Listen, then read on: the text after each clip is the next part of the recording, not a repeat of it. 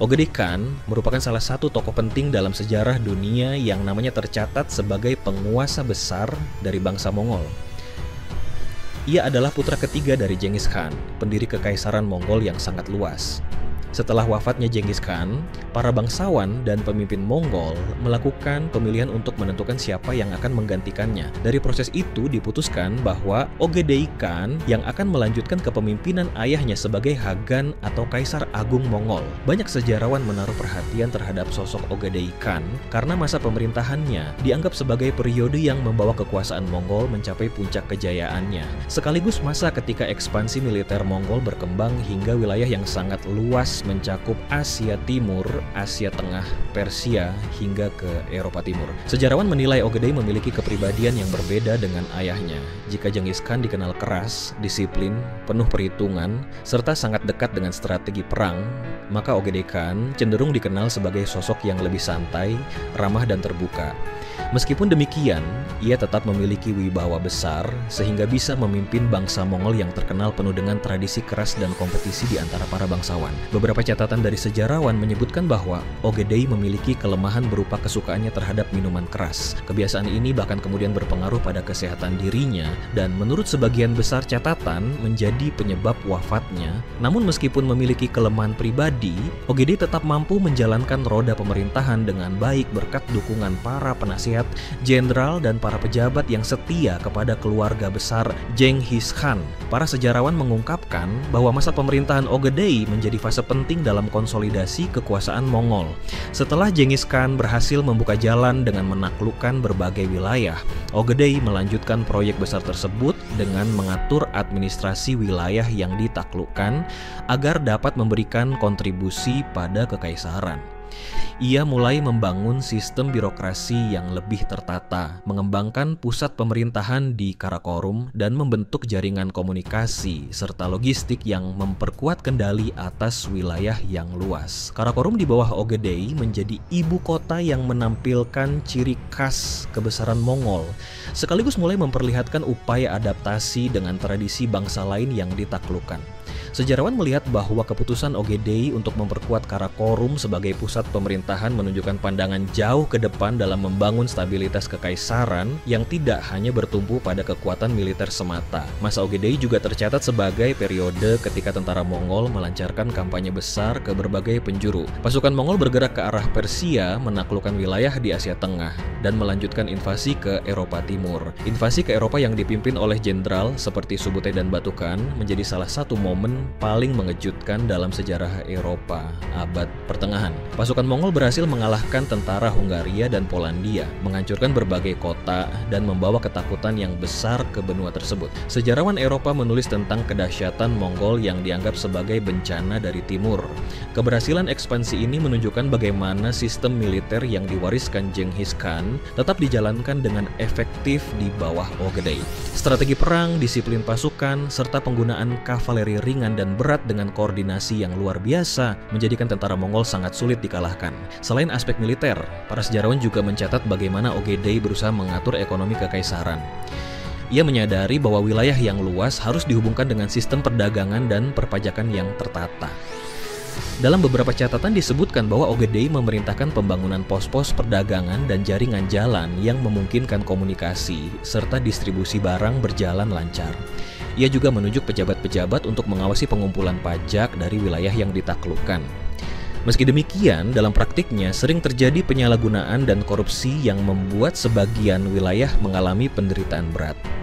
Namun terlepas dari kelemahan itu, sistem yang dibangun Ogedei memberikan fondasi awal bagi perkembangan ekonomi dalam kekaisaran Mongol. Sejarawan Muslim yang mencatat tentang Mongol juga memberikan gambaran khusus mengenai Ogedei. Dalam beberapa sumber, ia digambarkan sebagai penguasa yang tegas, tetapi juga memberikan keleluasaan bagi para jenderalnya. Ekspedisi ke Persia dan Asia Barat yang dilanjutkan pada masa Ogedei menjadi titik penting dalam hubungan bangsa Mongol dengan dunia Islam. Serangan Mongol membawa kehancuran di beberapa kota besar, namun juga juga membuka jalur interaksi baru antara bangsa Mongol dengan dunia Islam. Di sisi lain, sejarawan Cina mencatat bahwa masa Ogedei juga menjadi periode di mana Mongol mulai berhubungan lebih intens dengan dinasti Song di Cina. Perang dengan Song tidak serta-merta berakhir cepat, namun masa ini memperlihatkan usaha konsolidasi Mongol untuk memperluas pengaruh mereka di Asia Timur. Para penulis Eropa yang hidup pada masa kemudian sering menggambarkan Ogedei dalam kerangka besar kebesaran Mongol. Bagi mereka, Ogedei adalah simbol dari bangsa penakluk yang nyaris tidak terbendung. Catatan tentang serangan Mongol ke Eropa membawa gambaran menakutkan tentang tentara berkuda yang datang dengan cepat, menghancurkan kota, dan kemudian menghilang kembali ke padang rumput. Sejarawan modern menilai bahwa kepemimpinan Ogedei mampu memanfaatkan sistem militer yang sangat terorganisir dan fleksibel untuk menghadapi berbagai kondisi medan perang. Hal ini menjadikan Mongol sebagai kekuatan global pertama yang mampu menghubungkan wilayah yang sangat luas dalam satu struktur politik. Meski demikian, Ogedei tidak hanya dikenang sebagai seorang penakluk. Sejarawan menekankan bahwa ia juga berusaha memberikan bentuk pada sistem kekaisaran Mongol. Ia membangun istana dan struktur pemerintahan di Karakorum yang menampung berbagai kebudayaan. Para pengrajin dari negeri-negeri yang ditaklukkan didatangkan untuk bekerja di sana, menghasilkan perpaduan seni dan arsitektur yang mencerminkan keberagaman kekaisaran. Karakorum menjadi simbol dari kekuasaan Mongol yang terbuka pada berbagai pengaruh budaya. Hal ini juga menjadi bukti bahwa Ogedei tidak hanya memandang perang sebagai sarana perluasan kekuasaan, tetapi juga melihat pentingnya pengelolaan wilayah secara administratif dan kultural. Dalam catatan akhir hidupnya, sejarawan menyebut bahwa Ogedei meninggal dunia pada tahun 1241. Wafatnya Ogedei membawa dampak besar bagi arah ekspansi Mongol. Pasukan yang tengah melakukan penyerangan ke Eropa Timur tiba-tiba menghentikan gerakan mereka karena para pemimpin tinggi harus kembali ke Mongolia untuk menghadiri kurultai pemilihan penguasa baru. Hal ini menjadi salah satu alasan mengapa invasi Mongol ke Eropa tidak dilanjutkan lebih jauh. Dengan demikian, wafatnya Ogedei sering dianggap sebagai momen yang menyelamatkan Eropa dari kemungkinan ditaklukkan sepenuhnya oleh Mongol. Sejarawan modern memandang bahwa meskipun Ogedei memiliki kelemahan pribadi, perannya dalam memperluas dan mengokohkan kekuasaan Mongol tidak dapat dipandang sebelah mata. Ogedei Khan dikenang dalam sejarah sebagai sosok penguasa yang membawa Mongol dari sekadar kerajaan penakluk menjadi kekaisaran yang terstruktur dengan sistem pemerintahan yang jelas. Ia melanjutkan warisan besar ayahnya dan memberikan bentuk pada administrasi kekaisaran yang menghubungkan berbagai bangsa dan wilayah. Sejarawan menilai bahwa keberhasilan Mongol dalam membangun salah satu kekaisaran terbesar sepanjang sejarah dunia tidak lepas dari kontribusi Ogedei dalam mengatur pemerintahan dan melanjutkan ekspansi. Meskipun ia wafat relatif lebih cepat dan kebiasaannya dalam hal minuman keras sering dijadikan catatan negatif, namun pencapaian yang diraih di bawah pemerintahannya tetap menjadikan Ogedei sebagai salah satu tokoh kunci dalam sejarah global. Kekaisaran Mongol yang terbentang luas dari Asia Timur hingga Eropa Timur dengan berbagai budaya dan peradaban di dalamnya adalah bukti dari besarnya peran Ogedei Khan, sebagaimana diungkapkan oleh para sejarawan dari berbagai zaman. Ogedei Khan dalam pandangan sejarawan sering dianggap sebagai figur yang menandai peralihan bangsa Mongol dari sekadar kekuatan nomaden di padang rumput menuju suatu entitas politik yang lebih teratur. Jika pada masa Genghis Khan dominasi Mongol terutama didasarkan pada kekuatan militer dan jaringan kesetiaan antar suku, maka pada masa Ogedei terlihat usaha serius membentuk mekanisme pemerintahan yang berfungsi untuk mengelola wilayah luas dan beragam. Hal ini menarik perhatian para ahli sejarah karena transformasi tersebut menunjukkan bahwa bangsa Mongol tidak hanya mampu menaklukkan, tetapi juga belajar untuk mempertahankan kekuasaan dengan cara mengintegrasikan praktik administrasi dari bangsa lain yang mereka tundukkan. Dari sumber Cina misalnya, diketahui bahwa Ogedei mulai mengadopsi sistem catatan tertulis, penggunaan segel resmi, dan mekanisme perpajakan yang terinspirasi dari tradisi birokrasi dinasti sebelumnya. Bagi bangsa Mongol yang selama berabad-abad hidup berpindah-pindah tanpa sistem pencatatan yang rapi, langkah ini merupakan perubahan besar. Sejarawan juga menilai bahwa gaya kepemimpinan Ogedei memperlihatkan sifat kompromi. Ia memahami bahwa bangsa Mongol yang terdiri dari banyak klan dan garis keturunan berpotensi dilanda pertentangan internal. Oleh sebab itu, ia berusaha menjaga keseimbangan dengan memberi ruang kepada para bangsawan utama untuk turut serta dalam pemerintahan, namun tetap memastikan keputusan akhir berada di tangannya sebagai Khagan. Hal ini terbukti dari cara ia menyelenggarakan kurultai, yaitu pertemuan besar bangsa Mongol, yang berfungsi bukan hanya sebagai forum pemilihan penguasa, tetapi juga sarana membangun konsensus politik di antara kelompok-kelompok yang berpengaruh. Catatan sejarah menunjukkan bahwa Ogedei sering mendengar pendapat para jenderal dan penasihat sebelum mengambil keputusan besar, suatu pendekatan yang mencerminkan keahliannya dalam menjaga stabilitas politik di tengah bangsa yang keras dan penuh persaingan. Dalam urusan kebudayaan, Ogedei diketahui memberi perhatian khusus kepada orang-orang yang dianggap memiliki keahlian. Para pengrajin, arsitek, dan seniman dari berbagai wilayah yang ditaklukkan dipindahkan ke Karakorum untuk memperkaya kehidupan kota tersebut. Para sejarawan melihat hal ini sebagai bentuk keterbukaan yang jarang ditemukan pada bangsa penakluk lainnya. Ia mengizinkan keberadaan beragam agama di wilayahnya, mulai dari Buddhisme, Kristen Nestorian, hingga Islam, sehingga tercipta ruang interaksi antar peradaban yang luas. Toleransi ini bukan semata lahir dari sikap idealis, melainkan juga merupakan kebijakan praktis untuk meredam perlawanan dari penduduk lokal yang memiliki tradisi keagamaan berbeda. Akan tetapi dari kebijakan inilah lahir suatu citra bahwa Ogedei adalah penguasa yang mengerti pentingnya harmoni dalam kekaisaran multietnis. Beberapa sejarawan modern menyoroti bahwa salah satu pencapaian terbesar Ogedei adalah membangun sistem YAM, yaitu jaringan pos kurir dan stasiun penghubung yang membentang dari satu ujung wilayah kekaisaran hingga ujung lainnya. Sistem ini memungkinkan informasi militer, administrasi, dan perdagangan bergerak dengan kecepatan tinggi. Bagi bangsa Mongol, YAM menjadi tulang punggung integrasi kekaisaran. Sebab tanpa komunikasi yang efisien, mereka tidak mungkin mengatur wilayah yang membentang dari Korea hingga perbatasan Eropa. Bahkan para pengamat Eropa yang sempat mendengar kabar tentang sistem ini terkesan pada tingkat efisiensinya yang kemudian banyak dibandingkan dengan jaringan pos di era modern. Melalui YAM pula, utusan asing dapat melakukan perjalanan dengan aman di bawah perlindungan kekuasaan Mongol, sehingga jalur perdagangan antar wilayah semakin berkembang. Dalam bidang hukum, Ogedei melanjutkan penerapan Yasa, yaitu aturan yang dirumuskan oleh Genghis Khan.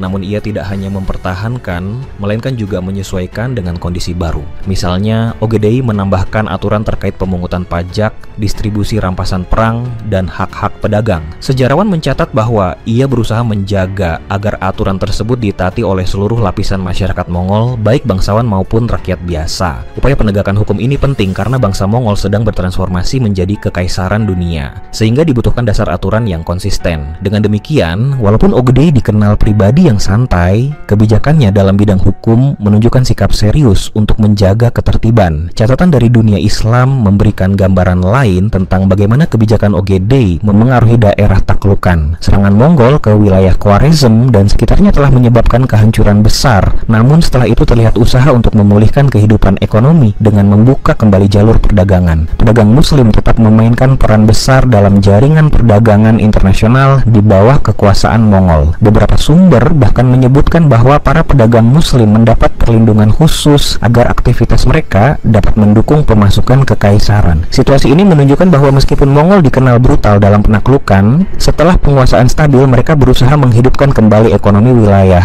dengan pendekatan pragmatis. Sementara itu, sejarawan Eropa menyoroti efek dari invasi Mongol yang dipimpin pada masa Ogedei. Kekalahan besar tentara Polandia dan Hungaria serta kehancuran kota-kota besar di Eropa Timur menciptakan kesadaran baru di benua itu tentang ancaman dari timur. Catatan kronikus Eropa menggambarkan Mongol sebagai cambuk Tuhan yang dikirim untuk menghukum manusia karena dosa mereka. Namun sebagian sejarawan modern menilai bahwa ketakutan itu justru menunjukkan kekaguman terselubung terhadap kemampuan organisasi militer Mongol. Pasukan Ogedei yang dikomandani oleh Jenderal Ulum mampu mengordinasikan serangan jarak jauh dengan ketepatan luar biasa, sesuatu yang sangat sulit dilakukan oleh kerajaan Eropa pada masa itu. Perhatian sejarawan juga tertuju pada bagaimana Ogedei mengatur hubungan dengan keluarga besar Mongol sendiri. Sebagai putra ketiga Genghis Khan, ia harus berhadapan dengan ambisi saudara-saudaranya dan anak-anak dari garis keturunan lain. Meskipun memiliki otoritas sebagai Khagan, Ogedei tidak memaksakan kehendak secara mutlak, melainkan berusaha menjaga keseimbangan dengan memberikan tanggung jawab tertentu kepada kerabatnya. Batukan misalnya diberi keleluasaan dalam memimpin ekspedisi ke Eropa, sementara cucu Jochi lainnya tetap memiliki kedudukan penting di barat. Strategi ini membantu mengurangi konflik internal yang berpotensi memecah belah kekaisaran.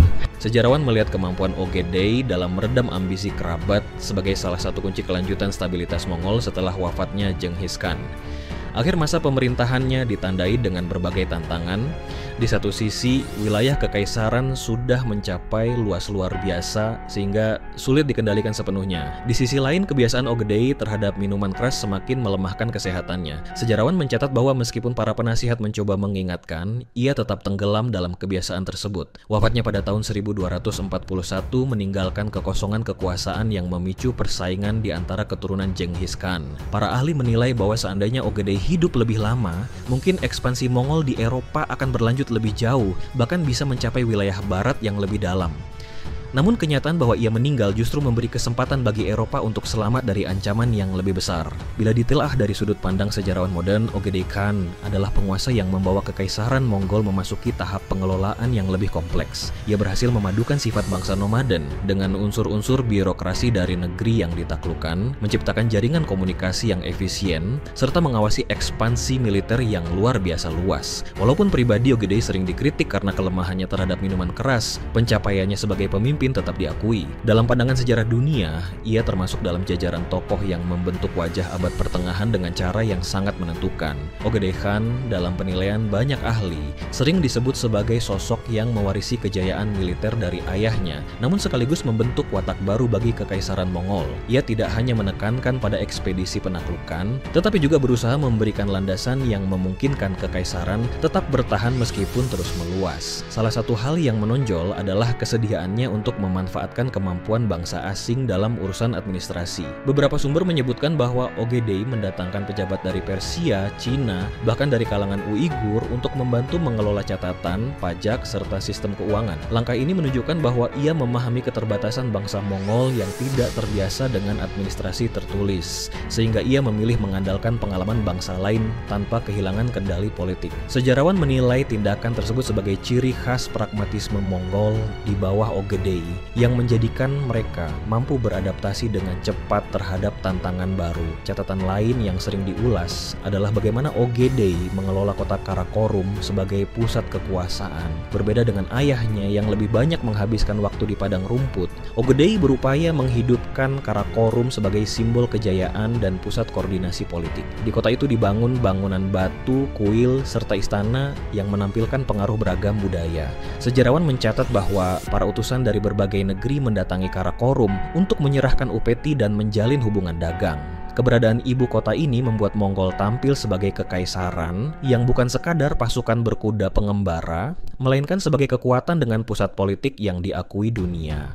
Para ahli sejarah memandang kebijakan Ogedei membangun Karakorum sebagai tanda bahwa bangsa Mongol mulai bergerak dari tradisi nomaden menuju entitas yang lebih permanen.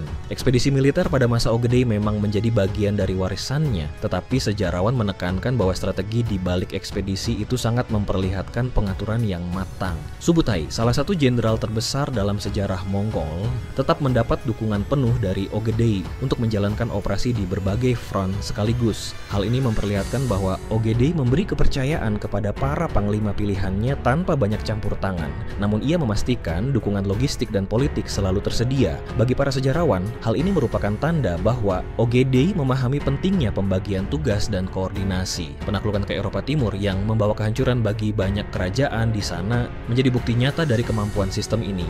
Meski akhirnya ekspedisi itu berhenti karena wafatnya Ogedei, namun jejaknya meninggalkan trauma mendalam di kalangan bangsa Eropa yang baru pertama kali menghadapi kekuatan global sebesar itu. Ada pula pembahasan dari sejarawan tentang sisi ekonomi. Ogedei diketahui menggalakkan pemungutan pajak dari para pedagang besar yang melewati jalur perdagangan darat. Ia memperkenalkan cara baru dalam mengatur bea cukai dengan sistem yang lebih terkoordinasi. Dalam beberapa catatan disebutkan bahwa Ogedei juga memberikan perlindungan khusus kepada para pedagang karavan dengan menyediakan stasiun istirahat dan penjagaan di sepanjang jalur. Bagi para sejarawan, hal ini menunjukkan bahwa Ogedei tidak hanya berpikir sebagai penakluk, tetapi juga sebagai pengelola ekonomi yang sadar akan pentingnya arus barang dan keuntungan bagi stabilitas kekaisaran.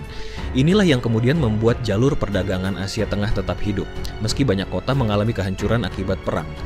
Selain itu, Ogedei juga dikenal memberi perhatian terhadap persoalan sosial dalam lingkup bangsanya. Walaupun Kekaisaran Mongol terkenal keras, Ogedei tidak segan-segan memberikan bantuan kepada rakyat yang dilanda bencana alam atau kekurangan makanan. Sejarawan mencatat beberapa kisah ketika ia memerintahkan distribusi bahan pangan untuk mencegah kelaparan. Hal tersebut memperlihatkan bahwa ia memahami pentingnya menjaga loyalitas rakyat Mongol sendiri agar mereka tetap mendukung kepemimpinannya. Dalam beberapa sumber, ia digambarkan sebagai pemimpin yang tidak segan mendengar keluhan rakyat biasa, walaupun kebijakan utamanya tetap diarahkan untuk memperkuat kekuasaan keluarga besar Genghis Khan. Dari sisi hubungan internasional, Ogedei digambarkan sebagai penguasa yang berusaha memperluas pengaruh Mongol bukan hanya lewat pedang, melainkan juga lewat diplomasi. Beberapa utusan dari kerajaan jauh dikirimkan ke Karakorum untuk menyampaikan penghormatan dan sebagian kembali membawa laporan tentang kebesaran Mongol. Para sejarawan modern menekankan bahwa diplomasi pada masa Ogedei membantu menciptakan jaringan pengaruh yang lebih luas,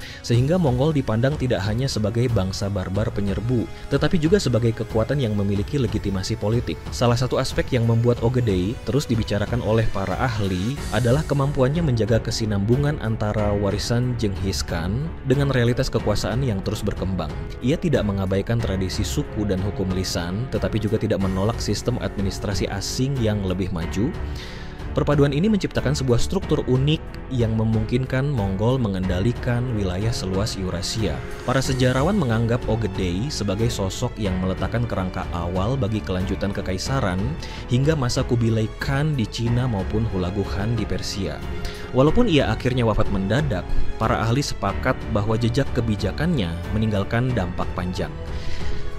Tanpa upaya Ogedei membangun birokrasi, komunikasi, dan pusat kekuasaan, kemungkinan besar Mongol hanya akan menjadi kekuatan militer yang cepat redup setelah Genghis Khan meninggal. Oleh karena itu, dalam pandangan banyak sejarawan, Ogedei adalah figur yang menjembatani antara era pendirian kekaisaran dengan era konsolidasi yang kemudian memungkinkan Mongol bertahan sebagai kekuatan besar dunia. Para sejarawan melihat bahwa masa kepemimpinan Ogedei Khan menorehkan corak yang unik dalam sejarah dunia, bukan hanya karena luasnya wilayah yang berhasil ia kuasai, tetapi juga karena cara ia mengelola kekuasaan tersebut. Ia dianggap berhasil menjaga kesinambungan sistem yang diwariskan oleh ayahnya sembari menambahkan ciri khas tersendiri. Salah satu hal yang sering dibahas ialah kebijakan Ogedei dalam memanfaatkan keragaman budaya. Ia membuka ruang interaksi antara berbagai bangsa yang sebelumnya tidak pernah terhubung secara intens. Karakorum yang dijadikan pusat kekuasaan menjadi titik temu bagi banyak pedagang,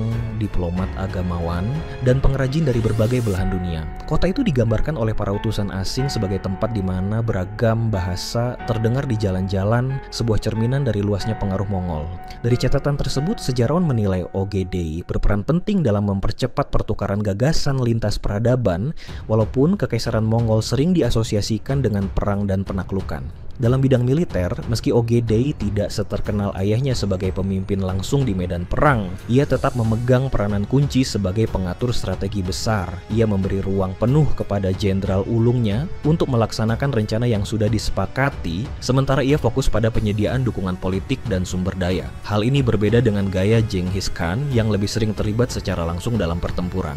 Para sejarawan menilai bahwa keputusan Ogedei untuk lebih banyak mempercayakan urusan taktis kepada jenderalnya membuat sistem militer Mongol menjadi lebih fleksibel. Kemenangan di Eropa Timur dan Asia Barat menjadi bukti bahwa struktur komando yang ia terapkan mampu membuat pasukan Mongol terus efektif walaupun medan pertempuran semakin jauh dari tanah asal. Ada pula pandangan bahwa Ogedei menampilkan sisi kepemimpinan yang lebih manusiawi dibandingkan ayahnya. Beberapa kisah dari kronikus asing menyebutkan bahwa ia tidak jarang memperlihatkan kemurahan hati kepada tamu-tamu dari negeri jauh. Para duta besar yang datang ke Karakorum sering disambut dengan jamuan besar, lengkap dengan pertunjukan dan hadiah.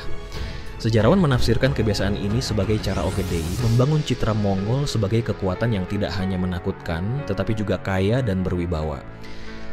Strategi simbolik semacam ini membantu memperkokoh posisi Monggol di mata bangsa lain, karena kekuatan politik seringkali tidak hanya ditentukan oleh kekuatan militer, tetapi juga oleh reputasi dan kemegahan yang ditampilkan. Dari sudut pandang ekonomi global, masa Ogedei dianggap sebagai fase awal dari terbentuknya jejaring perdagangan yang kelak dikenal sebagai jalur sutra di bawah dominasi Mongol. Para ahli sejarah menekankan bahwa keamanan yang diciptakan Mongol di jalur-jalur darat Eurasia mempermudah pergerakan barang dan orang.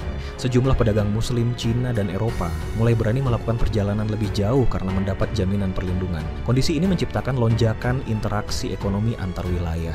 Dengan demikian, walaupun penaklukan Mongol sering menimbulkan kehancuran, kebijakan Ogedei untuk menjaga kestabilan jalur perdagangan justru memunculkan peluang baru bagi pertumbuhan ekonomi internasional. Sejarawan juga mengamati bagaimana Ogedei menangani masalah legitimasi di kalangan bangsawan Mongol sendiri. Posisi sebagai Khagan bukanlah sesuatu yang secara otomatis diterima oleh semua kerabat. Namun Ogedei mampu menunjukkan sikap yang tidak terlalu menekan, melainkan lebih banyak mengandalkan konsensus. Dengan memberikan jabatan dan tanggung jawab tertentu kepada anggota keluarga besar, ia berhasil mencegah pecahnya perang saudara besar pada masa pemerintahannya. Hal ini dianggap sebagai salah satu kelebihannya dalam diplomasi internal.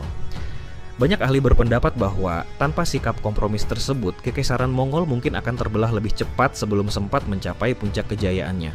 Dari perspektif historiografi, Ogedei seringkali digambarkan dengan dua wajah. Di satu sisi, ia dikenal sebagai penguasa yang bergelimang pesta dan minuman, sesuatu yang dicatat oleh beberapa kronikus sebagai kelemahannya. Namun di sisi lain, ia adalah penguasa yang secara serius berusaha membangun fondasi pemerintahan yang lebih stabil. Kontradiksi ini justru menambah kompleksitas sosok Ogedei dalam pandangan sejarawan. Ia bukanlah sosok yang sempurna, tetapi justru karena itu ia menjadi contoh nyata bahwa seorang pemimpin besar bisa memiliki kelemahan pribadi, namun tetap meninggalkan warisan bersejarah yang sangat besar. Banyak sejarawan modern menekankan bahwa warisan Ogedei tidak hanya terletak pada wilayah yang ditaklukkan, tetapi juga pada sistem yang ia tinggalkan. Tanpa pembenahan administrasi, komunikasi, dan struktur pemerintahan yang ia jalankan, ekspansi besar Mongol mungkin hanya akan menjadi ledakan sesaat. Oleh sebab itu, dalam narasi sejarah dunia, Ogedei dianggap sebagai tokoh yang menghubungkan antara tahap penaklukan dan tahap konsolidasi. Ia membawa bangsa Mongol melampaui identitas sebagai bangsa pengembara dan mengubah mereka menjadi penguasa dunia yang nyata.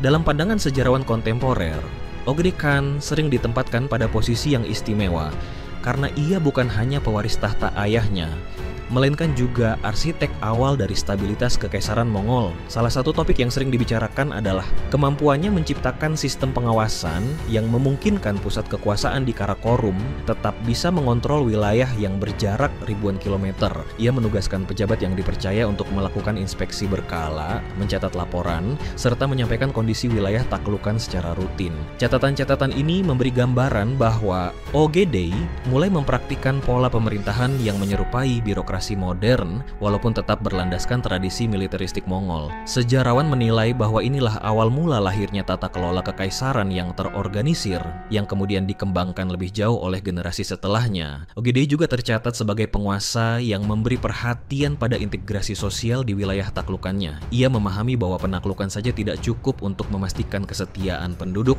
maka ia berusaha mengakomodasi kepentingan mereka melalui kebijakan tertentu. Beberapa sumber menyebutkan bahwa ia memberikan keringanan pajak pada daerah yang baru saja ditaklukkan untuk meredakan ketegangan, sekaligus membangun kepercayaan.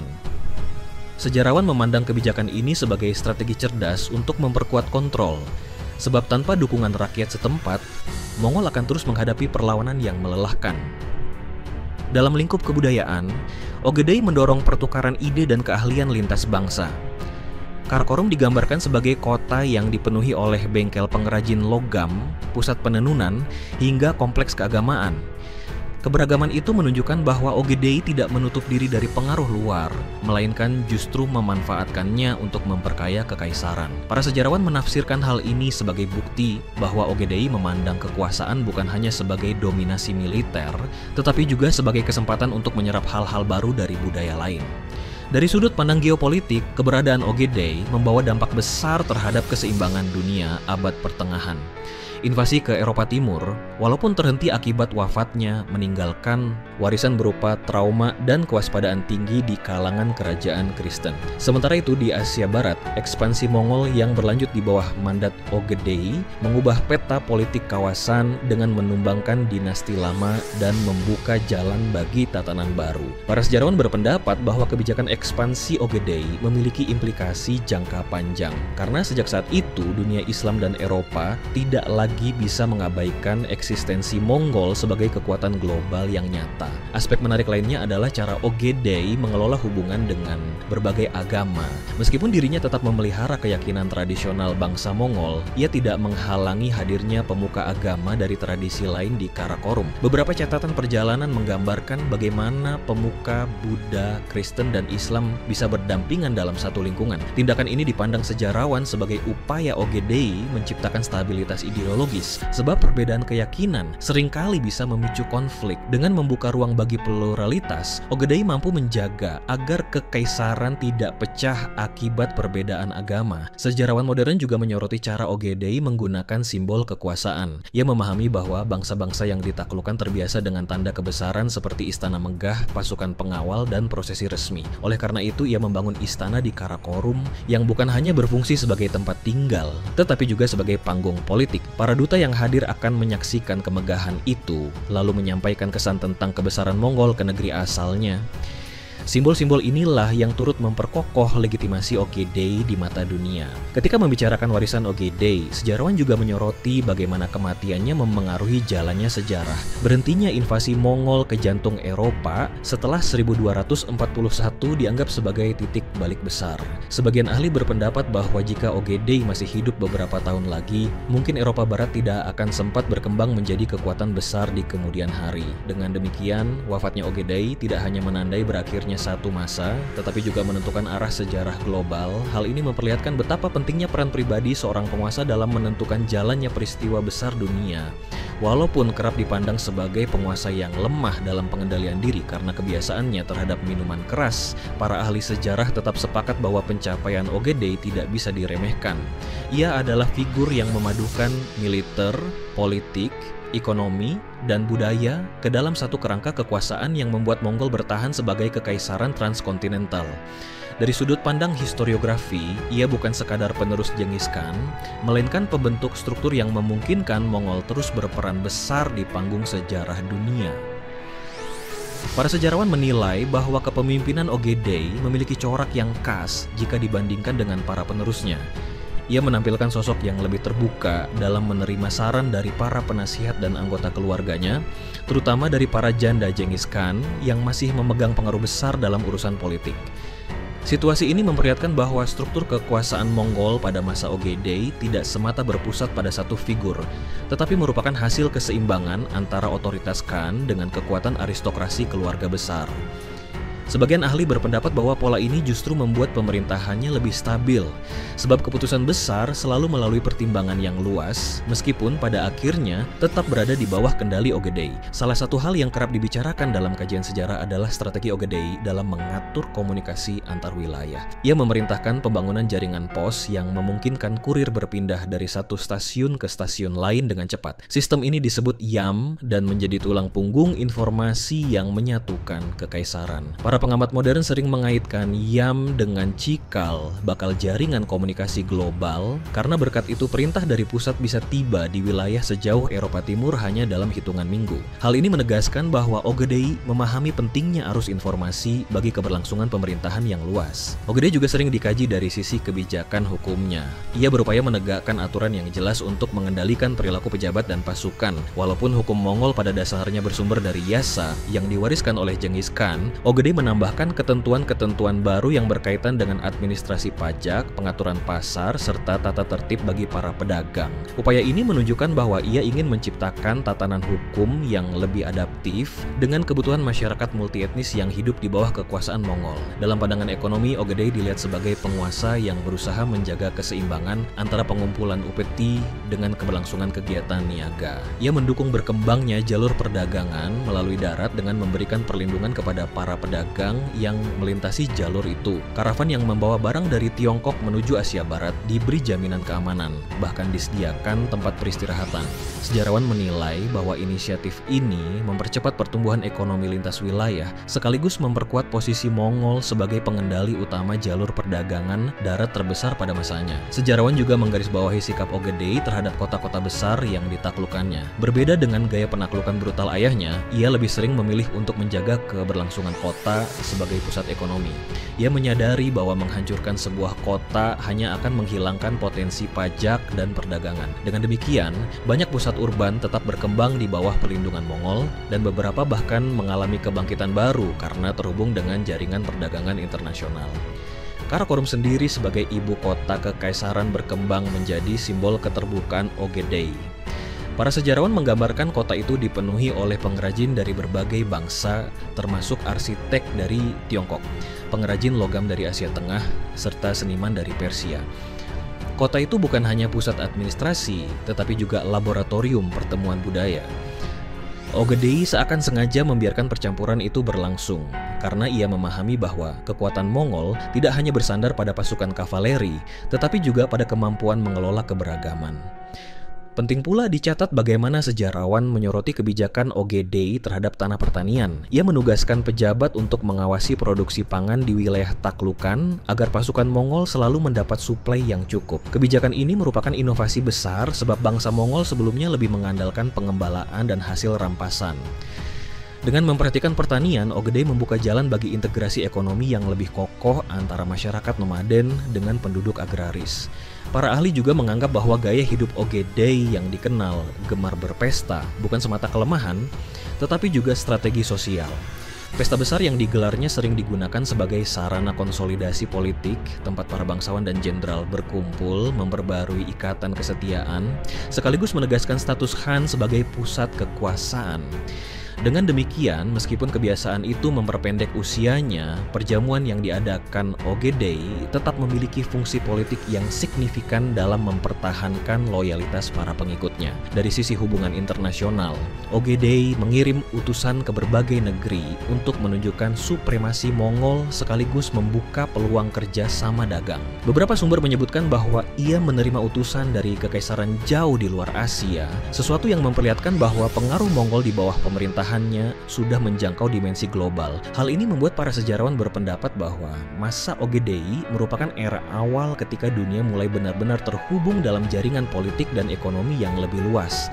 Apabila dibandingkan dengan penerusnya, Ogedei lebih menekankan pada pembangunan fondasi internal kekaisaran. Guyuk yang menggantikannya cenderung lebih keras dalam menegakkan otoritas, sementara Kubilai berfokus pada integrasi dengan tradisi Tiongkok. Namun bagi banyak sejarawan, Ogedei adalah tokoh yang memberikan kerangka dasar, sebuah sistem yang memungkinkan penerusnya untuk menapaki jalannya masing-masing. Ia meninggalkan warisan berupa struktur administratif, jaringan komunikasi, serta sistem ekonomi yang menjadikan kekaisaran Mongol tetap kokoh untuk beberapa dekade berikutnya.